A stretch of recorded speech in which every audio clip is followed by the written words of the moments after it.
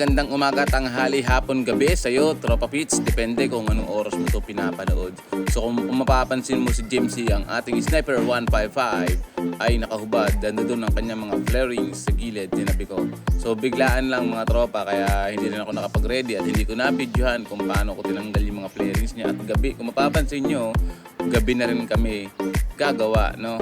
Inaantay ko lang yung Tropa Pits ko, mga Tropa Pits dyan.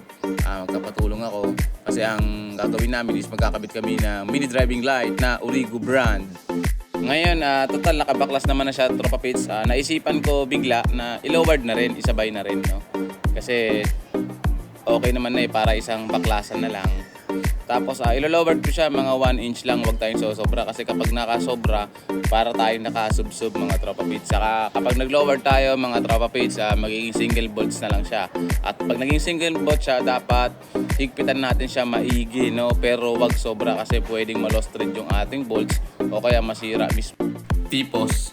Tapos wag masyadong mababa kasi pwedeng tumukod. So masisira yung front fender natin kasi nga yung shock natin may kalambutan. Ayan, so kapag naluwagan na natin mga Tropa Pits, pwede natin hawakan yung preno. Tapos pigain natin yung preno, patulak pababa para umangat yung ating ayan. So kung mapapansin nyo, nasobrahin sa bandang kaliwa, no? Pero mas maganda mga Tropa Pits, tanggalin na natin diretso yung bolts, no? Huwag tayo magtitira. Ayan, kasi mahirap nahirapan ako kanina. So mas maganda tanggalin na natin yung diretso yung mga bolts niya. Yun sa taas. Yan ngayon mga Tropa Pits, pwede naman natin ipitan na may screw itong tipos natin para bumuka siya ng kaunti. Para na madali natin may adjust tong shock natin mga Tropa Pits.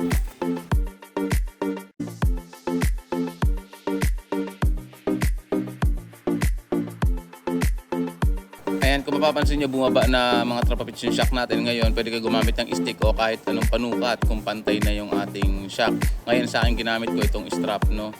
Ayan, so kapag nakuha mo na yung tamang sukat na gusto mo mga Tropa Pits, ayan, pwede na natin pantayin yan, kabilaan, no? Pwede kang gumamit ng kahit anong panukat mga Tropa Pits. Yan, kapag napagpantay mo na mga Tropa Pits, pwede na natin i-double check yung pagkasukat natin, no, kabilaan. Yan. Para bago natin higpitan, nakasigurado tayo na pantay na yung ating shock. Ayan. Kapag satisfied ka na mga Tropa Pits, panahon na para maghigpit ng bolts, no? Gaya na sinabi ko, kailangan mahigpit na mahigpit pero wag sosobra. Siguro pakaramdaman na lang mga Tropa Pits, no? Kasi para hindi ma-lost thread yung ating bolts o masira.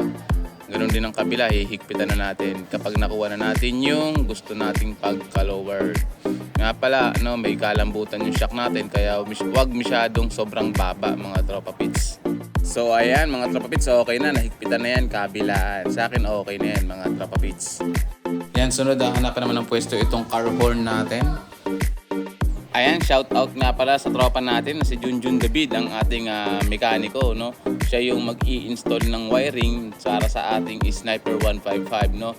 Buo naman ang tiwala natin sa Tropa Pits natin kasi sa dami na naging motor ko, siya lang din talaga ang gumagawa ng motor natin, no? So ito, habang nagagawa kami, tamang shot lang mga Tropa Pits.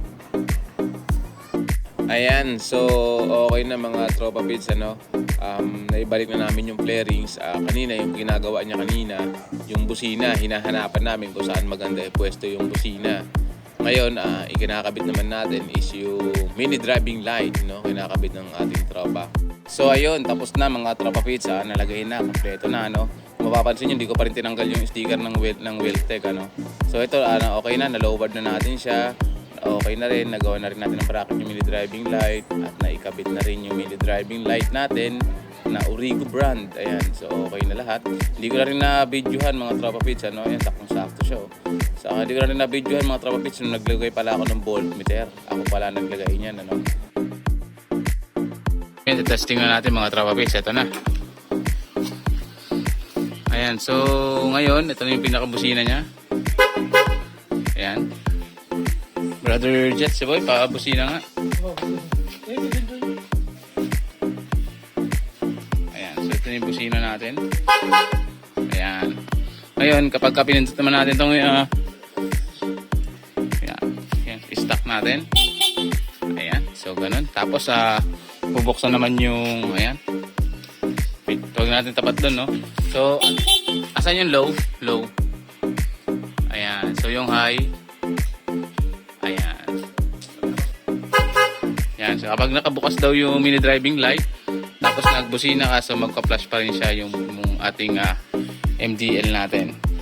Ngayon, ito naman yung inilagay natin kanina, no? Na voltmeter. Nga lang, dipindot pa siya, hindi siya automatic na nagbubukas. Ayan, may kasama ng charger yan, mga tropa pits. Sa mga tropa pits natin na nag-aalangan, no, dahil wala nga tayong kickstarter, so may diskarte naman sa tamang paglagay ng voltmeter.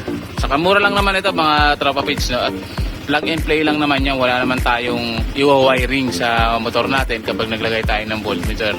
Isusuk-suk lang natin. So hindi ko na nagawa ng video, mga tropa pits, pero malay mo soon ituturo din natin yung pinakamadaling pamamaraan.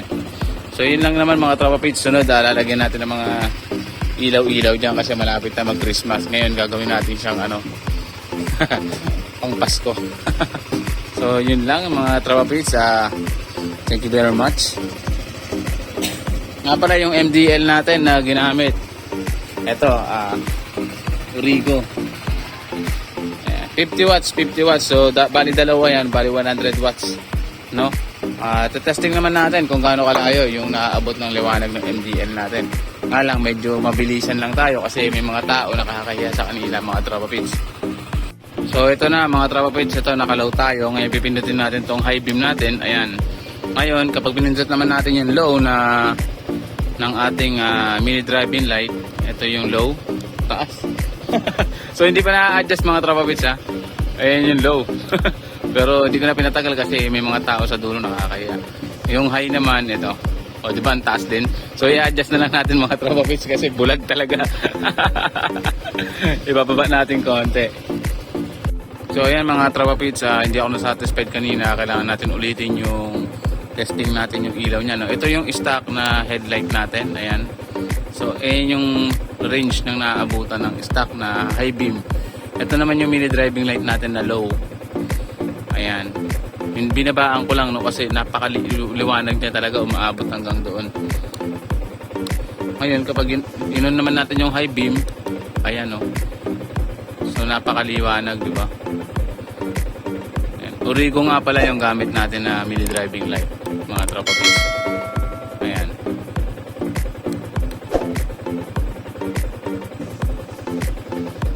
Ayan, so okay na, mga tropa pits. At kung mapapansin nyo, mayroon nagbago sa ating Sniper 155. Meron na siyang emblem. Naglagay ako sa taas, tapos tinanggal ko na rin yung sticker ng Weltec. Napatagal yung video, yung upload ko, mga tropa pits. Kasi nadismaya ako kasi nagkaroon ng gasgas yung fender natin dahil masyado malambot yung loward. Tsaka sobrahan din siguro yung pagka loward ko. Kaya yun. Pero ngayon, mga tropa pits, napaayos ko na yung shock nito. Upload ko na lang next video natin kung paano ako nagpakabit ng... Pinapalitan ko yung langis sa shock natin kasi sobrang lambot. Saka napansin ko may problema doon kasi hindi pantay yung langis ng ating stock na langis sa shock. Kaya kung mapapansin nyo, nag-iba na rin yung bracket ng ating mini driving light. No, hindi ko na-upload kagad yung video kasi nga talagang nalumo ako nung nakita ko yung nagasgasan tong natin, tapalodo. Wala siya nung una, pero nung nagkaroon ako ng backride, doon siya sumagi sa bracket na unang kinabit namin na bracket, kaya nagasgas siya. Pero anyway, walang problema kasi sticker lang katapat niyan, mga tropa pits. Budra lang, yan lang yung problema, no? Pero abangan nyo next video natin yung paglalagay ng langis ng panibago sa shock natin. Kaya ngayon, maganda na yung laro ng shock natin. Hindi na siya tumutukod kahit may backride. At hindi na rin siya tumatama sa mini driving light pag lumili-liko. Kasi maganda rin yung pagkakabit ng langis. At pinatigas natin ng konti yung shock natin. Pero ganun pa rin, naka-lowered pa rin siya, mga tropa pits. So hanggang dito na lang muna tayo. Maraming salamat. Testing na natin ang ating mini driving light. Ayan.